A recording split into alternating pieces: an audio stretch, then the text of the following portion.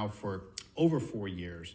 And I wanted to share something with you today related to the X39 patch and heart conditions. I know a lot of people have concerns because they've got heart disease or high blood pressure or other ailments. And so I wanted to tell you my story. And my cardiologist has had me tracking my blood pressure readings at home now for quite a while. And I want to show you graphically what went on in my life this year with the X39 patch. So in January, I tracked my results here on a little Excel spreadsheet, all the dates down one side.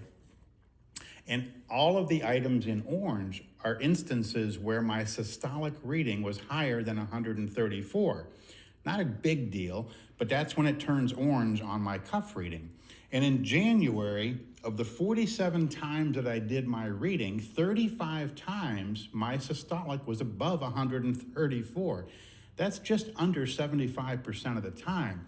And so in February, I took my readings. Now, in the first couple days, I was traveling. But on February 6th is when I began X39.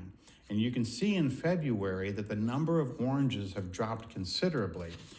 Of the 48 times that I took my blood pressure, 22 times I found myself in the orange, which is about 45% of the time. So you can see I dropped from 74% down to about 45%.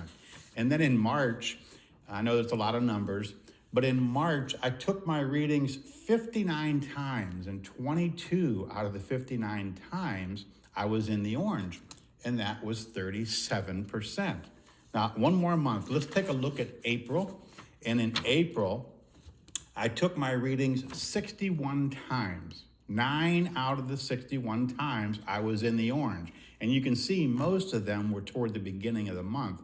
And so you can see that after 2.5 months of being on X39, my readings went from a 74% in the danger area down to a 15% in the danger area. Now, none of my blood pressure medication changed during this. The only change was beginning to use X39 back on February 6th. And I wanted to share those results with you. I know a lot of people have questions related to cardiac, and those were my results.